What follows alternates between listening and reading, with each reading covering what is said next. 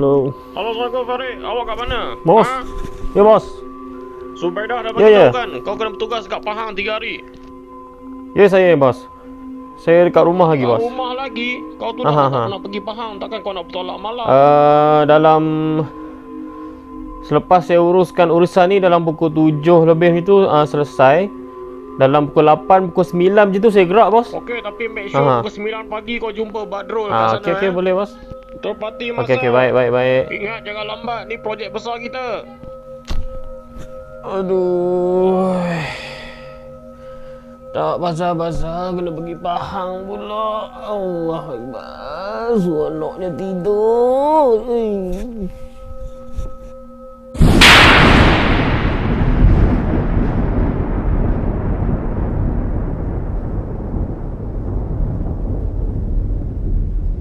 Assalamualaikum dan salam sejahtera. Welcome back gang. Welcome back to my channel. Alright gang, seperti biasa setiap hari Khamis malam Jumaat aku akan berkongsikan kisah-kisah seram. So, untuk pada kali ini aku akan berceritakan kisah seram yang terjadi di Lebuh Raya Karak. Kisah seram malam Jumaat.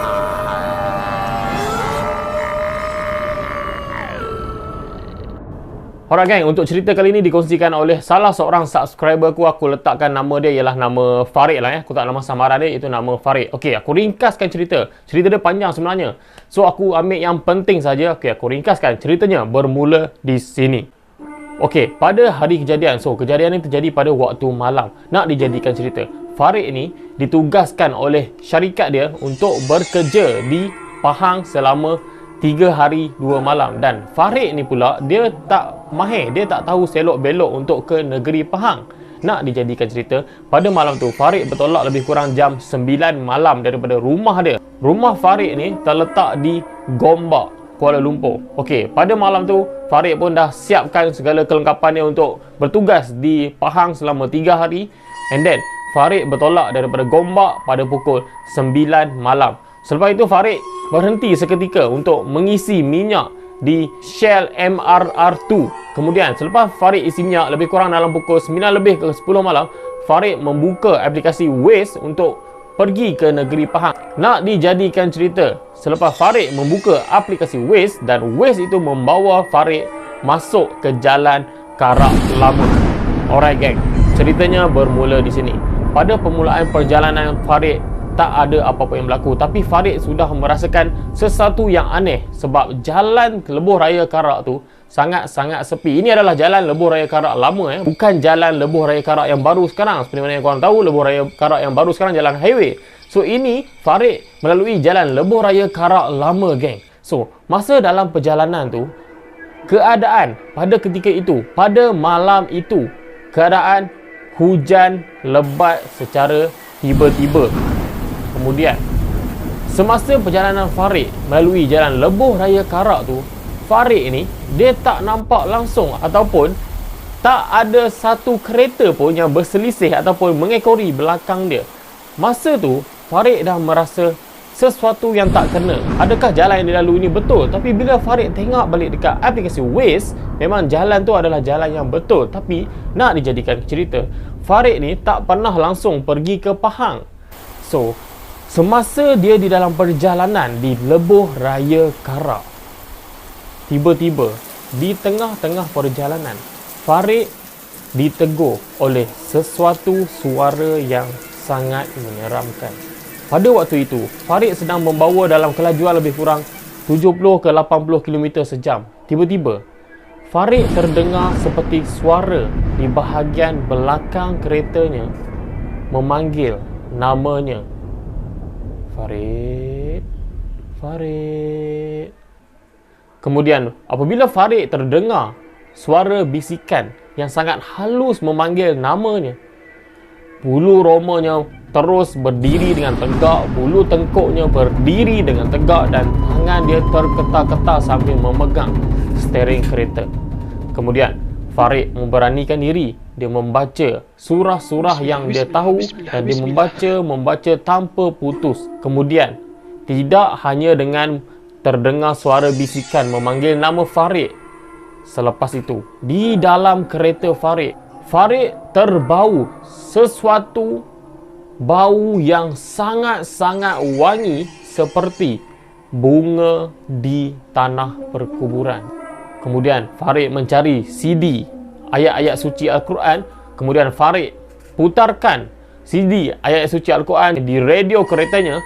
And then perjalanan tu menjadi sangat-sangat mencabar apabila sekali lagi Farid diganggu dengan kemunculan wanita memegang bayi di tepi jalan. Pada ketika itu, cuba korang bayangkan, keadaan ketika itu hujan yang sangat-sangat lebat dengan guruh kilat yang berdentung tidak henti-henti. Bagaimanakah perasaan anda jika korang berada situasi Farid? Okay, geng. Selepas Farid nampak wanita berbaju putih yang sedang mendukung seorang bayi di dalam hujan lebat, pada ketika itu kereta Farid tiba-tiba tayar keretanya meletup. Kemudian Farid dalam keadaan gelisah, dalam keadaan ketakutan, Farid terpaksa memberhentikan keretanya di bahu jalan. Apabila Farid memberhentikan kereta di bahu jalan, Farid ni tak berani untuk keluar daripada kereta untuk melihat sama ada tayar keretanya pecah ataupun tidak.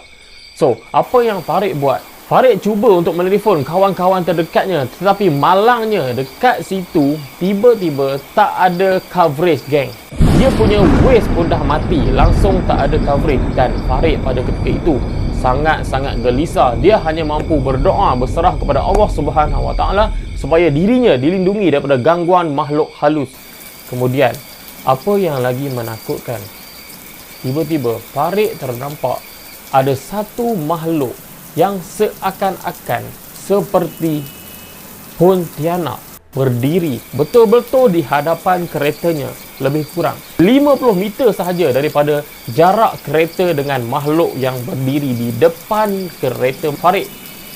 Kemudian apabila Farid ternampak makhluk tu, Farid terus pejamkan mata. Kemudian dia membaca ayat-ayat suci Al-Quran dan berdoa. Dia berserah kepada Allah Subhanahu Wa Taala supaya dilindungi daripada gangguan jin, syaitan, iblis dan segala makhluk-makhluk halus yang ada di sekitar Lebuh Raya Karak.